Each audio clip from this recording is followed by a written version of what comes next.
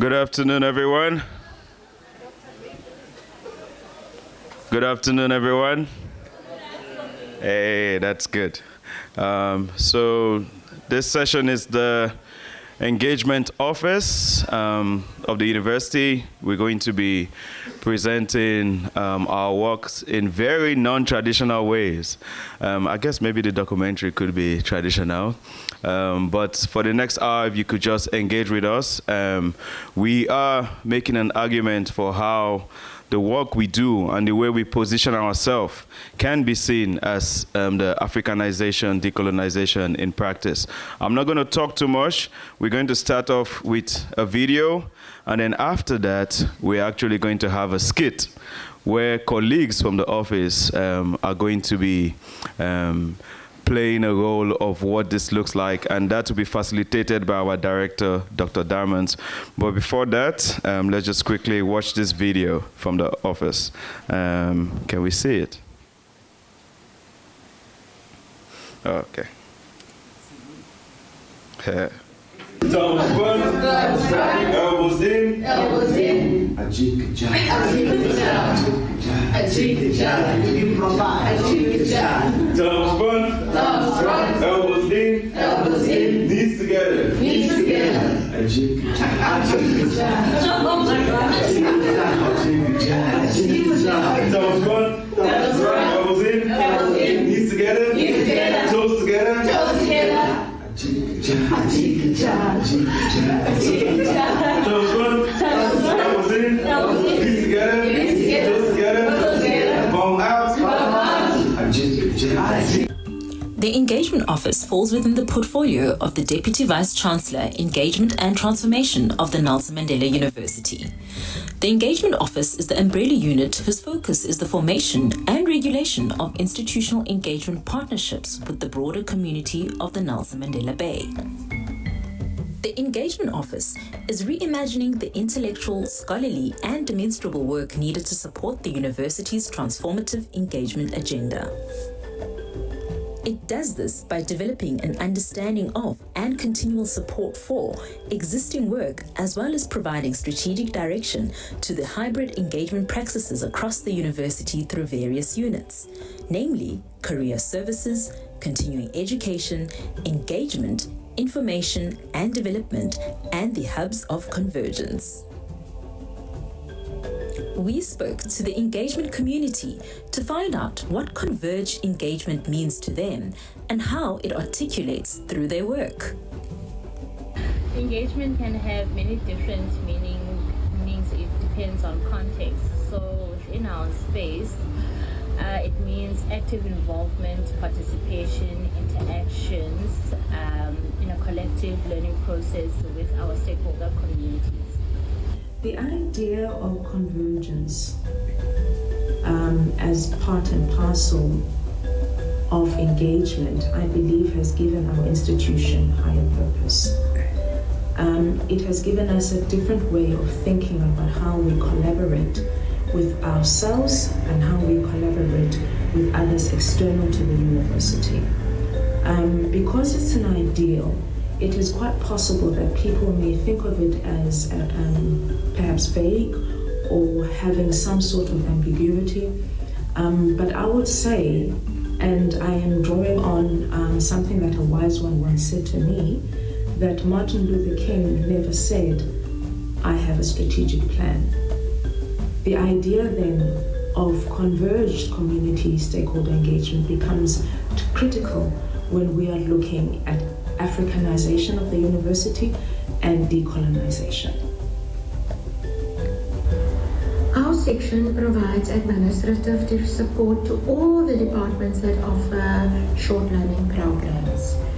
And in turn, the relationship between the external and internal partners is a very reciprocal and collaborative relationship.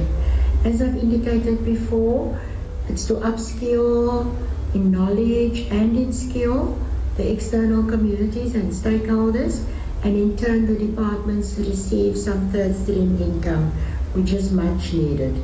So we have a big bouquet of SRPs, close to 800 that could be offered, and this is based on the need of our external stakeholders. And we also take into cognizance, whatever societal issues there are when they develop and offer these short learning programs. And even the cultures and all of that are taken into consideration when SRPs are developed. To me, engaged research is research which is collaborative in nature, it is socially responsive, and it is contextually sensitive. It occurs not only for the sake of output for degree purposes or to claim as a research output in publication, but it is to make sustainable or create sustainable and lasting social change. Engaged research does not only affect higher education, it also affects the individual. When we're engaging in engaged research, we are adopting multiple perspectives, acknowledging that the way in which we view the world is not necessarily the only nor the best way to view a situation. Of course, we also spoke to stakeholder community partners to find out how they think that the university is engaging through community interaction, service, and outreach. In a nutshell, I would say that the university is on the right track. The university are busy breaking away from that stigma of being a university with a book in your hand and being at the desk. You guys are in the community. You guys are, you came and you being part of us, because remember in the past, we were actually afraid if we heard you are from the university. You are giving us anxiety because, they are so highly educated. We need to have step-toes around them. But really, you make it nowadays. The Mandela University make it nowadays so easy for us to put our views out there with you guys, because you make us, as even my children were saying last time, you guys make them feel as you are one of them. So they don't feel inferior how much educated you guys are. They feel when we are in a meeting with you, they feel we are on the same level. So thank you guys very much for bringing that to our children's mindset at this young age. I really appreciate it. All right. Now that we've heard all of that, I'm sure y'all want to know, how does the work of the Engagement Office align to the notion of Africanization and decolonisation in practice? So, Andrew Coote, in a publication in 2014, said, "Undoing colonialism is the most straightforward way to look at the decolonization project. But then with that, there's a lot of complexities. The Engagement Office recognizes that the conventional way we've been doing stakeholder engagement sees the university as a monolithic, singular entity, whereas the university has multiple identities. It's an organization, it's a public institution, it's a stakeholder community, it's a company. So what we believe is we need to rethink the way we position the university in terms of stakeholder community engagement. And that first comes about with us changing the lenses which we use to look at the university itself. And then that informs the way we go about doing our work, the epistemes that inform our work. So a good example would be the methodology that informs the work, in one of the main methodologies that inform our work, which is participatory action, learning, and action research. And this methodology was developed here in South Africa through community engaged work. And the focus is where researchers conduct research with the community and not on the community. And so we look at certain issues that come up in the decolonization debate, which is social inequality, power relations, social justice, issues of agency. And then you look at the way the Engagement Office positions itself and the way we do our work, and you see actually it addresses some of these issues. And then let's also look at the guiding principles of the Engagement Office, the principle of convergence, the principle of reciprocal solidarity, meaning there's nothing for Mahala. We all want something and we all give it in there. And the principle of multiple forms of output, even in terms of even this documentary. And you can see that if you look at the guiding principles, you look at the ontology, you look at the epistemology of this office, our argument is this is actually Africanization, decolonization in practice in terms of institutional stakeholder community engagement. Leadership remains a critical feature to driving converged engagement in institutions of higher learning. So we spoke to the director of the Engagement Office to hear his thoughts about how the principle of engagement as convergence speaks to Africanization and decolonization from a leadership perspective. I think even as we think of these philosophies, we have to start critically thinking, what does it mean for contemporary society? And when I speak of contemporary society, what then would it mean for me as a leader that's charged with the responsibility of facilitating not only the intellectual and scholarly development around this concept, but also the programmatic expression of these concepts. I think, so I want to proposition a few ideas that I think is necessary for a leader tasked with the responsibility of facilitating these multiple discourses around Africanization and decolonization as philosophical and pragmatic context to respond to some of the historical and contemporary challenges of our society. I think the first thing the leaders should do is embrace African epistemic processes which drives methodologies which would reflect African leadership. Notions of lehotla, people meeting in circles, their voices being brought in at different levels, respecting those voices, engaging authentically with those voices. The calabash, allowing the multiple ideas to come together in a kaleidoscope of richness and colors that represents the rich histories of our, and we think of that expression as methodologies, as words. How colorful are we when we are leading? Or are we just trying to morph a Western framework and paradigm into a new form of leadership and then trying to put color on the old, or trying to develop new epistemic processes around leadership? And I think key to making sense, the sense making for the leader, is the values that a leader should embrace. The first one is I think the first value is to clarify my own Africanness, my own notion of being an African during this time and leading an African agenda, because of the historical complexities as well, because there is multiple identities attached to what does it mean to be an African, and being a colored leader in particular. What does that mean in relation to the agenda that I am supposed to facilitate? The second value that we have to, I think, and principle that we have to be comfortable with is that we're still involved in the process of change. And this change requires sometimes boots on the ground.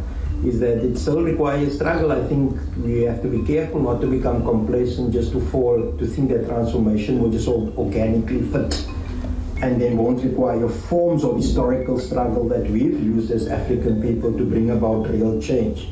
So I think we have to be cautious of that, because sometimes as leaders you come into position, you become so complacent that when there's ever resistance, especially from younger academic intellectuals, activists as well, we become quite uncomfortable as African leaders when this is happening in our space. So how do we think carefully about those type of moments that we find ourselves? And then the last one, I think, is something that I constantly remain mindful of as a leader, is I think the Western construct of leadership has always been there to give excessive privilege to the leaders. And so it's also become comfortable to recognize that you can't want to have philosophical change but still hold on to the historical privilege of a construct. So being able to give up some of that privilege, I think, is something that we have to constantly be grappled with if we truly want to create equal societies. We're given an opportunity in adversity, because resources have now, there's a dwindling pot of resources from which we could draw, both human and material. And if we don't start thinking in a way that's more synergetic, more collaborative, I don't think we're going to achieve the agendas we are setting out for ourselves. So I think the transdisciplinarity, transversality, multidisciplinarity, interdisciplinarity is key for, I think, the actualization of our core objectives. Therefore, I think the notion of the three organizing principles of the HSC actually gives us a nice mapping on how this should occur. Our first principle speaks of convergence. So convergence is basically our philosophy on how we choose to work together. Coming around the table, valuing everyone's discipline contribution, doing an assessment of what the assets that are available, both human and material, and then seeing how do we collaborate in a constructive way to achieve both the objectives of all parties who are around the table, whether these are internal or external stakeholder communities. The third one is the third one of reciprocity. So given the historical architecture of higher education, resources are still skewed, even internally as well. So if we facilitate these areas of transdisciplinarity and collaboration, I think those that have more can actually make a stronger and meaningful contribution, whether it's human or material as well. And those that are emerging, I think, also have a lot to contribute in the form of facilitating and opening spaces for these different disciplines to work in a coherent function. And the third one is that everyone benefits by the collaboration. We just have to be clear right from the start what the expectation of each stakeholder is around the table. We have to be critical even about those expectations, but eventually agree that everyone could leave with something that would make a meaningful contribution to their specific objectives that they have for the discipline.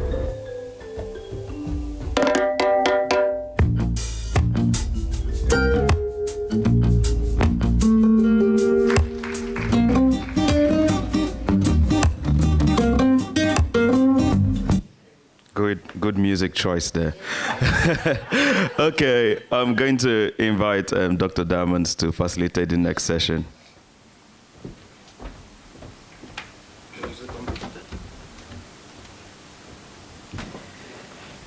Good afternoon, colleagues. Goedemiddag, collega's. Don't take my voice away. Mulweni, colleagues. You see, it's quite challenging when you work with colleagues that are so energetic and push you to all, keep you accountable to the very words that you use in order to achieve, I think, objectives that there's no debate about. It's complex to get to the objective, but I think what we're learning to appreciate is the journey more than the objective. And it's through the journey that there's fantastic learning happening all over the show. So, and I was told not to speak long, I've got my own timekeepers besides Jenny's timekeepers as well, so, because people know, we know one another. We know one another. So we're going to have a hypothetical today, okay? We're going to create a university, or the skit will be on a university, and the name of this university is Dala What You Must. DWWM. That's the name of our university today. And its vision tagline is, do what you can with what you have. That's what Dala What You Must means. Those that are just thinking we're trying to rob you when they come close and I say Dala What You Must. We're not trying to rob you. It's an expression. And I think the name is appropriate because of the complexity that we have to deal with. And this, thank God Andre is not here because, you know, Andre is the philosopher. We're calling it, and this we got from our work with the BOLD project, Vern, that we drop in. And we're calling it the triple helix of marginalization. So DWM has to deal, Crane, with the triple helix of marginalization. First part of that helix is historical, and we're calling it pre-democracy. Vast majority, not the vast, most of our members, our communities were marginalized by an oppressive, brutal system. We have post-democracy marginalization, failing government, failing services, students not been paid, fees not been paid, it's the same case at DWWM, complexity of change is happening there, leadership uncertain, how it should manifest. So we're dealing with the same challenges as others. And the third one, and this was quite insightful myself, is then the individual community marginalization. So even amongst ourselves, we are not homogeneous. There's levels of marginalization. And when you saw those students march yesterday and they raised their voices in anger, it's the same students at our DWM. And what struck me about those students at walk was the girl that was pulling a suitcase.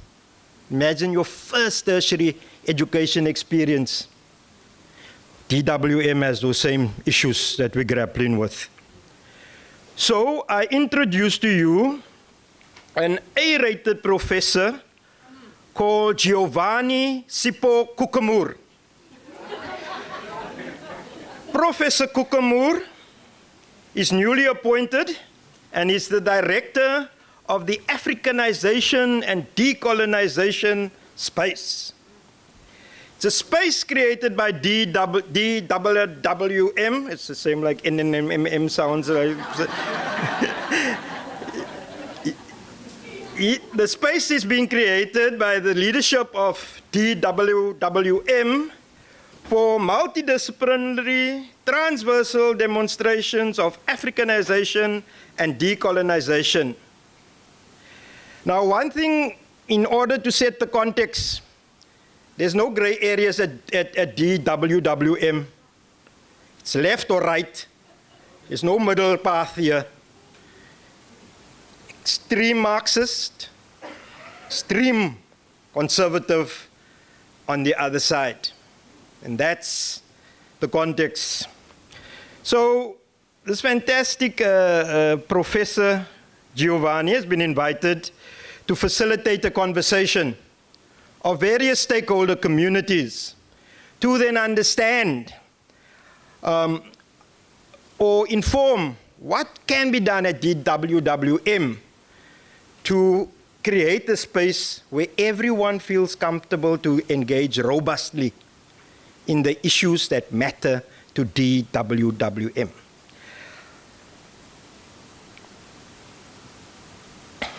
I must look at my notes at what I was told as well by these young people. Stop speaking from your head. So on the day of the facilitation, Prof. Kukamur prepares, because he's a person. And he wakes up, he's married, he's the only male in the house, and he was telling his wife about this beautiful session, and as his wife was listening for 10 minutes, her response was, just don't forget to come clean the dog poo when you come home. So as you change in the world, you are normalized when you get home. So the plaster, supposed to stick, but now it says doesn't, but just think of a plaster on my cheek.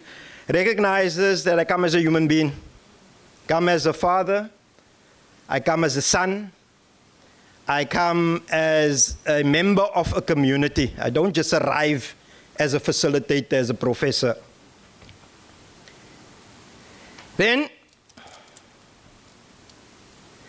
the next one is my prayer beads. Because I have great faith. I have an issue with religion, but I don't have an issue with faith. And so I arm myself daily because DWM is quite a place and I need to be in constant meditation and prayer. And this reminds me, don't give up. My faith helps me. Not my religion, my faith. But then I have a history. So my next item is my Palestinian solidarity bracelet. Because I'm an activist. I don't stand here neutral. I have a background. I have an ontology. I don't want to use, like once when we were facilitating passes and I tried to quote from scripture and it was the total wrong scripture. And they had a ball dealing with me, so I won't try it in a room of academics as well. And so I am clear. I don't want to be mistaken for what I stand for. This notion of objectivity and neutrality in such a world that has been analyzed, has been violent and so unequal. I choose not to stand, I choose to have a position as prof. You know, this is not me now, né? It's hypothetical, colleagues. After donning my badge,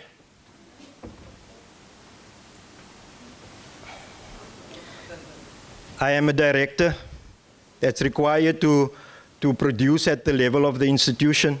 So I have another hat that I have to wear.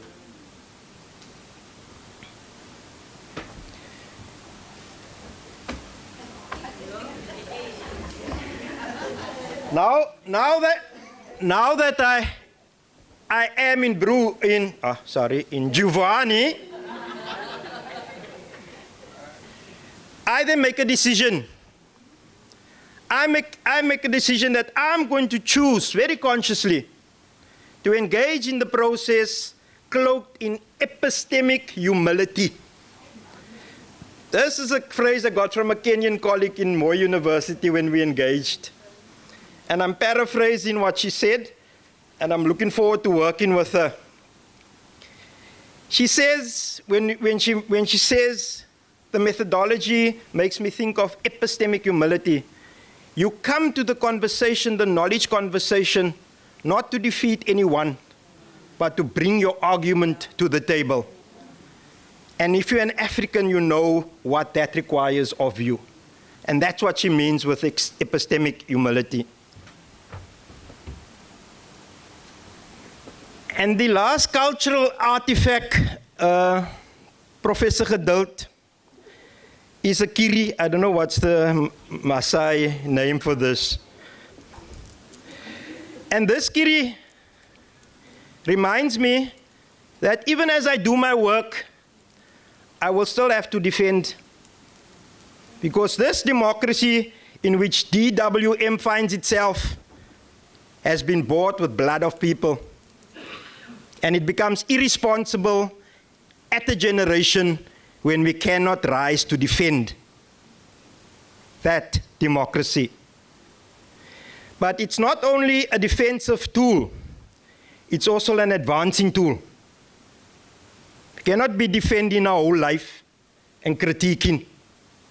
How do we use the same knowledges, complex as it might be, to advance the agenda? So to help me understand, colleagues, I invite now my esteemed group of panelists that will be sharing their thoughts on this topic. And with some of them, I need the kiri. The first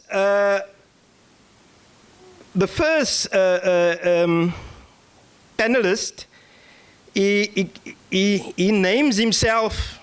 He hasn't gotten any mandate. He decided to appropriate this to himself. Indigenous Knowledge System Custodian. And he took this on himself. Please welcome Mongezi Monkwena.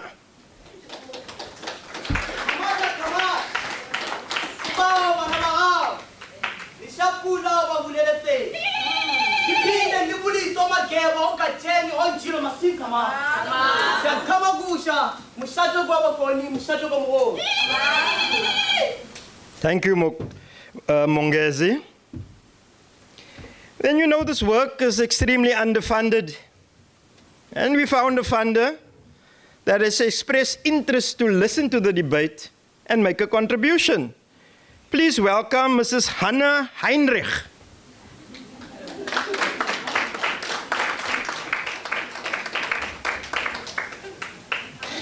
Normally, university people clap louder than that for funders. I'm shocked. Then we have a student from Nigeria. He carries the mandate of every revolutionary student organization on the continent. Nkululeko Nkenge.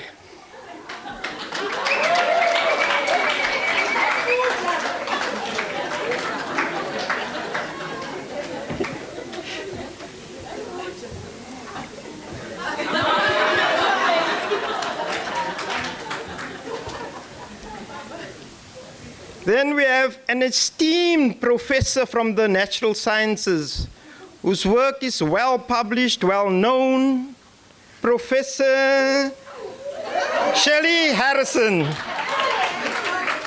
Professors are always in a hurry, that's I think what she's trying to...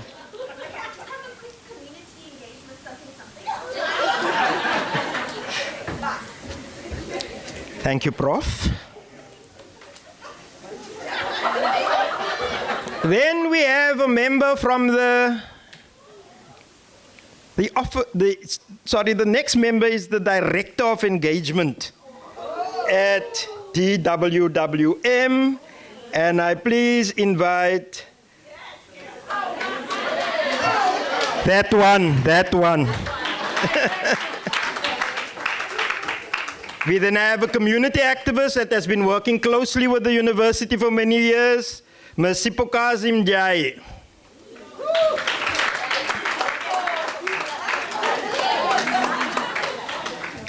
And finally, we have a student that's there.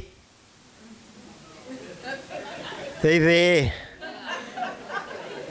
And they're sometimes there, and they're sometimes there, but they're there. Please welcome Commander Mbata.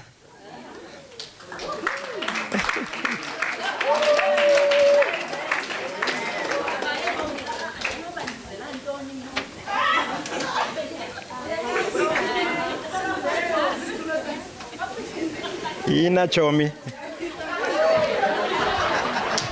So part of the conversation is to get you involved. You have been involved already by virtue of the video, and now we bring in the voice. And each of our participants now will have 2 minutes maximum to then share their thought on the topic with which that one we are engaging, okay? So I'm going to welcome Mongezi to share your thoughts, sir.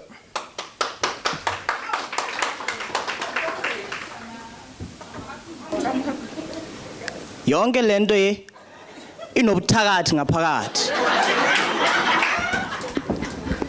Into eyathathwa ebantwini ngumhlaba. Ngumhlaba nenkomo nobutyebi bazo, not democracy. Le knowledge yaba bantu, the only thing it has ever produced is paracetamol. They recommend paracetamol to our people with everything. You are killing our people. Now today, I'm going to give you a simple solution. What I have here is called chaser. These are herbs which have grown from the belly of the earth. There is no artificial intelligence or whatever. Our people have been using this for years and years and years. Don't tell me where did I test it. So with this, you can even cure cancer with this.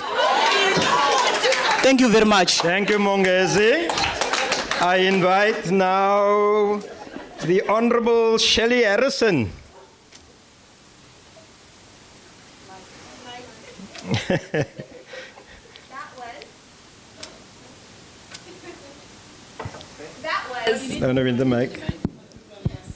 That was a really lovely idea.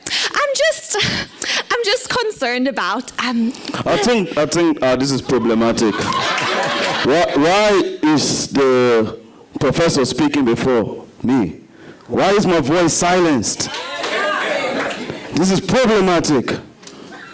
Facilitator. So when you were invited here, vanguard of the students, I think we agree that it's important to hear everyone's voice in the discourse, especially those voices that bring us discomfort. You will have your opportunity. Please reserve your opportunity, and then you can raise your disquietness about the sequencing of the speakers when our speaker has finished spoken. Continue, Prof. Thank you. Thank you. So what I was saying is just, I'm just concerned about the ethical implications of what you're saying, sir. I mean, how can we measure this? How can we evaluate this? How can we make sure that it's rigorous, you know? Our research needs to be rigorous. And so, yeah, I have a meeting I need to leave to in 5 minutes, but I just think that what you're saying, it's a great idea. It's a wonderful idea, but I just don't know if it'll meet the ethical implications and the standards that we've set as a university of excellence. Thank you. Thank you so much. We invite someone from management, Professor Brenda Dube. You share your thoughts?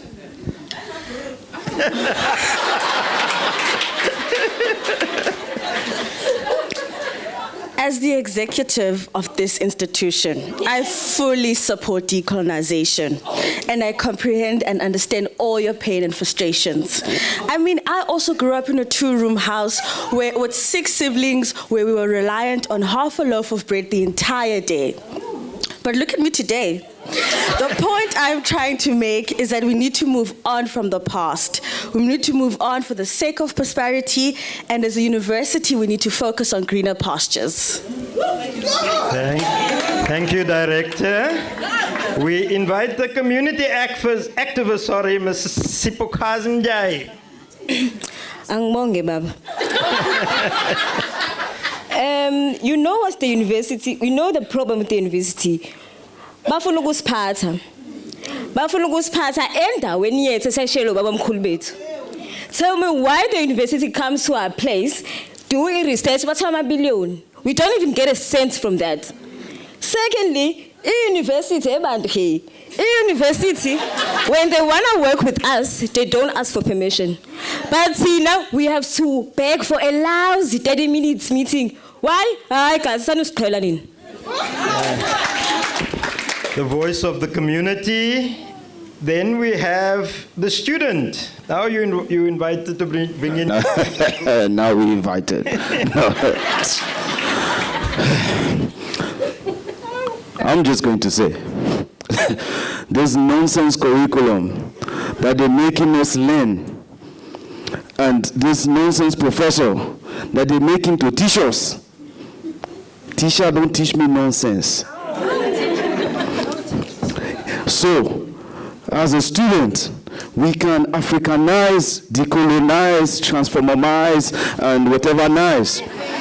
But if I don't have where to sleep tonight, because I don't have accommodation, I don't have food, NSFAS has not paid me. They said this, actually we paid university has not released money, that one there. So, I don't even know why we're even here when the issue that we're facing as students is beyond this. And now you're making us talk last. Nonsense. Thank you, student. Now we invite Commander. Oh no, I'm good, thanks. I have nothing to say.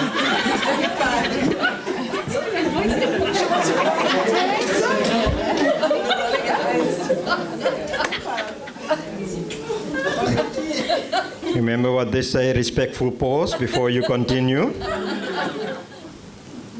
Right, so now you've heard. We've demonstrated some of our...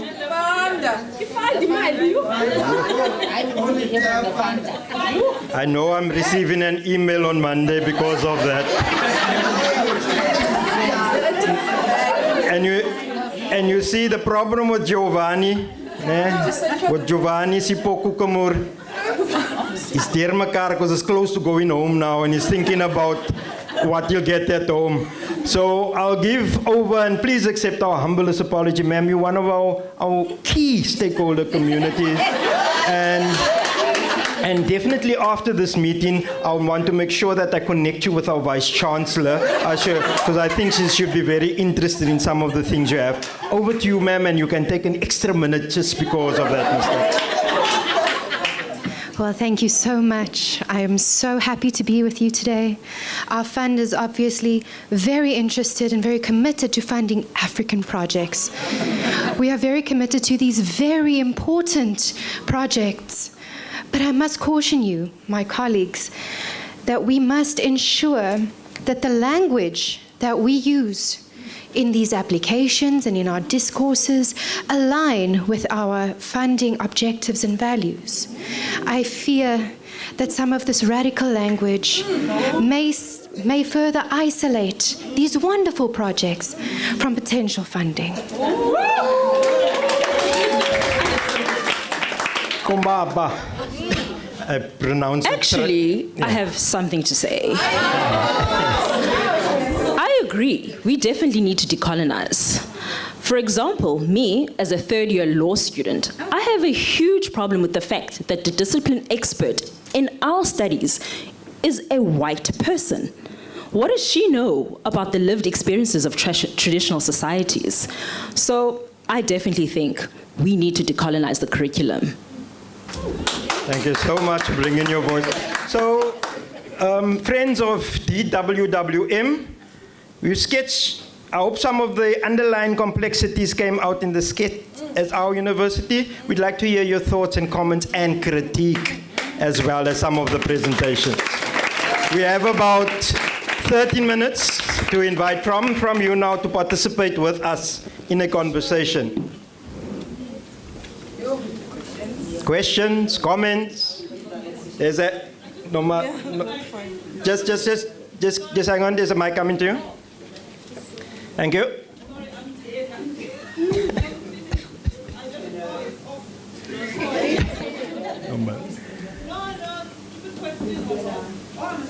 But people online can't hear if you're not using a mic.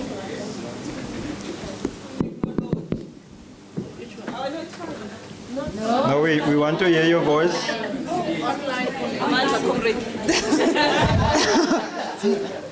No, thank you. I don't know if I have questions or anything, but I did wonder about either Umzuki or Tyrone was a shoulder and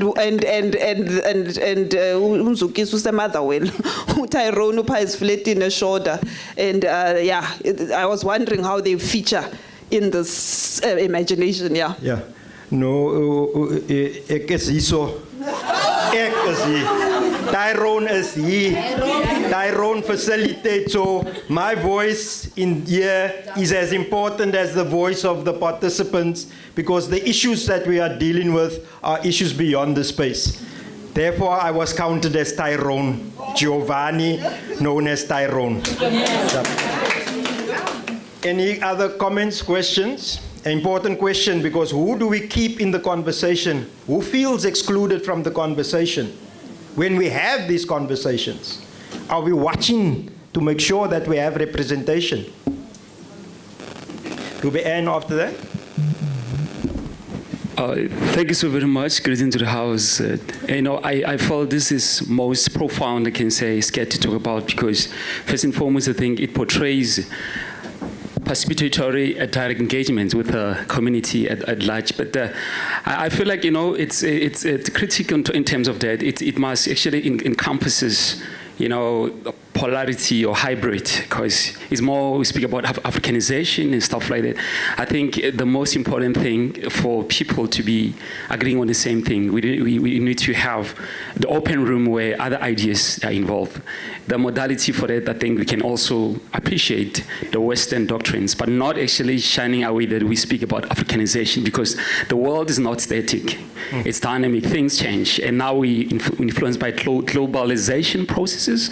But this thing is very important because it's conscientized us that all voices are important. People, they need to engage. In other way, we have a solid collective consensus, I can say, agreement to a certain point. This is what I can say. Thank you so very much. Thanks so much. And I think it brings us to the point of the Kenyan colleague, my education with the Kenyan colleague of epistemic humility. So we're not fighting to kick out any other one's knowledge. We're fighting because of the historical and even still contemporary challenges around knowledge production and the exclusion of certain voices, historical and present day. We're trying to find a place, and that's why the work that we do here is so important. So that when we sit at the table, we represent our work in rigorous ways, but in critical ways. Ruben?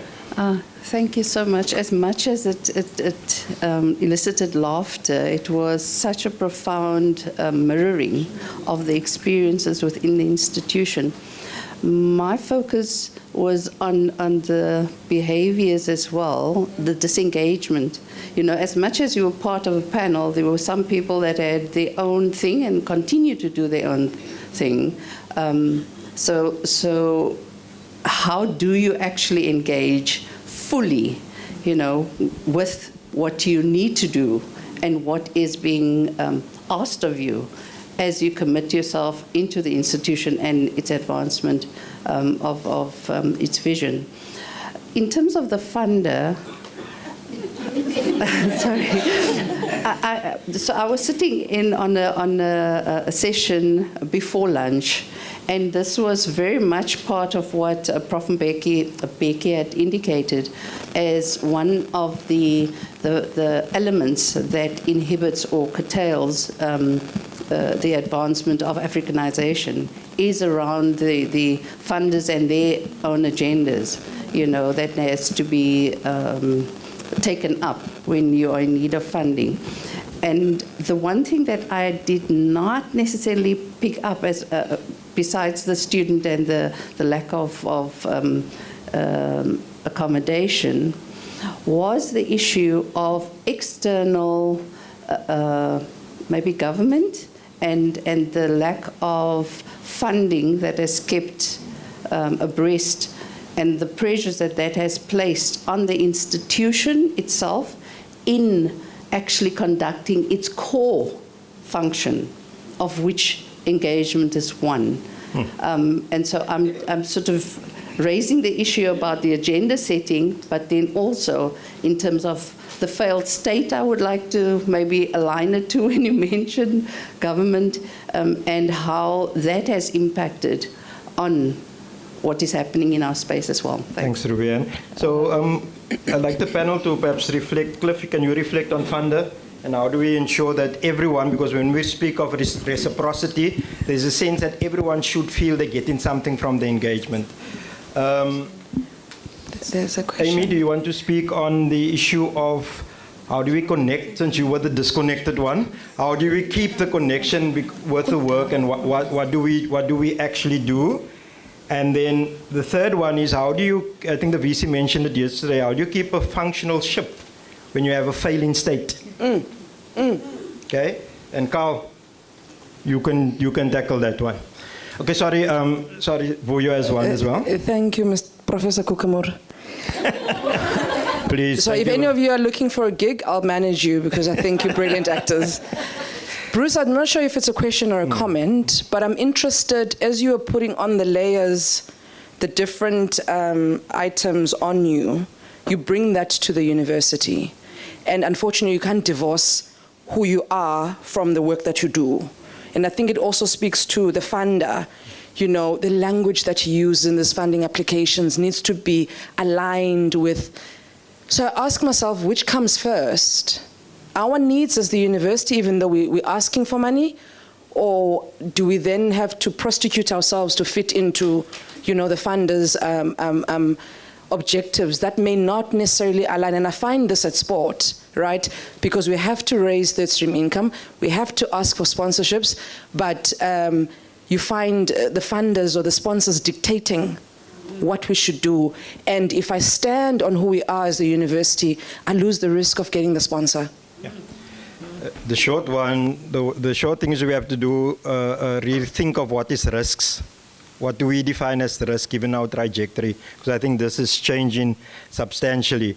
So Riza, can you answer that one as a young, white colleague from the Free State farming community?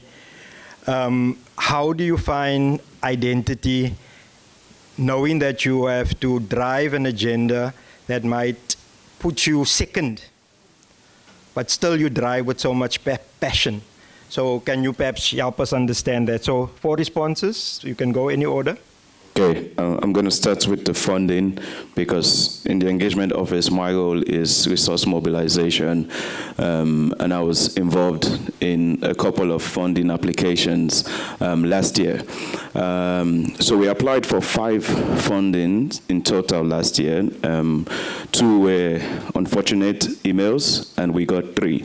And what I can say is we apply based on the work that we're doing. So we're not lying. The work is already there. The colleagues are already doing the work. There's already an archive of work being done. So as the one writing the proposal, sadly, you have to translate that work into the language of the funding call. And if you do not translate the work into the language of the funding call, you will not get the funding. It's as simple as that. One of the fundings we did not get was tied to, or maybe I can't actually say that. Anyway, we were criticized not for the work that we were asking money for, but for the fact that it did not have an element of reciprocity to the funder who was outside of Africa, whereas the fund stated that this was an African-based research. So sadly, there would always be these complexities, but that does not stop us from inserting, because when we apply, we also come in with the humility, but also with the assertion that we are doing this work. And the work speaks for itself. And this work is positioned within the global discourse. And it should be funded. And give us the money. Thank you. Good having a radical fundraiser as well, an intellectual. Anyone want to go next? Okay. Thank you so much. In terms of the question, how do we keep a how do we keep a floating boat in a failing state? My answer to that is very simple, is that there is no way in the world that the government can be solely responsible for everything. We need to put an effort on our side, you know? That is why I always try to emphasize that at Mandela, we are actually unique. What we should actually strive more in producing is to actually produce academic activists, not career academics. Because a career academic will simply say that, no, the government is not giving me a job. Therefore, with my knowledge and my degree of teaching, I can't go next door and offer my services for free, you know? Because in that particular context or aspect, it means that we will rely on the government with everything. And with the government we have, it means that we will wait and wait and wait forever and everything will collapse, you know? So in our process of actually trying to produce academic activists, it will also help us in rehumanizing our communities. Because remember, some things are very simple. You are a dietitian. Your neighbor eats McDonald's and drinks a lot every time, every day. But to simply give an advice to that person and say that the consequences of what you're doing is 1, 2, and 3, you only wait until they come to your practice. So that is how dangerous it is. Thank you so much. Thanks. We're going to wrap up. We'll just give Amy and Riza a chance, and then I'll just 30 seconds for the other panels that never spoke, and then we'll wrap up. Okay, so the question on the disconnection that can sometimes happen in these situations and how do we work around that. I have 2 points. The first point, I think, is fuss bait. I think that's a quality that we need to have in these spaces, to fuss bait, to persevere, to keep going when your meeting invites don't get accepted. Yeah, this work is hard work and it's long work, and like we've heard over these last days, we won't necessarily see us achieving it, but that doesn't stop us from working towards it. And yeah, I think I would put the question back to the audience. to ask ourselves, are we coming into spaces with intentionality? The 5-10 meetings that are filling up our calendars, why are we going there? Are we just going there because we have to be there? Are we going there, we're on our phones? And yeah, for us to really approach our work with an intentionality and a grace, I think will be a good step in the right direction. Thanks. Okay, I'm a little bit uncomfortable because this does seem like quite a personal question, but that is kind of the answers. Being uncomfortable and being okay with it in a space such as this, and recognizing the responsibility that I have to unlearn a lot of these socialized worldviews that you learn. And as a child, it is not your fault. As an adult, it's your responsibility to deconstruct that in your own head. So how am I in this space? Because I want to be, because I believe that I can make a contribution. And at the end of the day, a fund as such as this, it's an unfortunate reality, but it is my responsibility, looking how I look, my name being what it is, to stand up for that process, because unfortunately they will hear it better from me. It is not right. But it is my responsibility. It is not the responsibility of an African student to defend themselves to someone who looks like me. That is mine. Thank you. And quick round, if there's anything, they're gonna hurt me afterwards, those two, so they told me not to bring them. Ntombo, you have something to say? Ntombo will have the last minute, and then I'll wrap up and give back to the colleagues of Krishet. So yeah, I just wanted to congratulate my team for this wonderful skit, because when we were thinking about our input for the Indaba, we really wanted to do something different. Like, we wanted to elevate a different way of dialoguing. That's the conversation we're having, because we find that in this academic space, there's so much, like, knowledge is always like text, or knowledge is talking, but there's actually other forms of expression that need to articulate themselves within the architectures of the university space, and I think that's what we're trying to embed.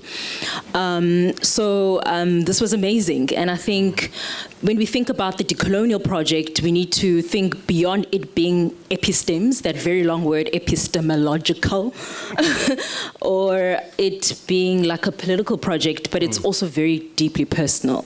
It should be personal. It is a spiritual project as well. And I think when we view it from that lens, then that's when we can better connect to the values that we're actually trying to uplift. Great. So you see, Madam DVC of Nelson Mandela University, I have a very easy job in DWWM, because the voices are there, the passion is there. Are we creating the spaces? And I think this is what we're exploring as the Engagement Office. Thank you so much, colleagues, and a special thank you to Ntombo for the video with a cell phone. Special thank you to her.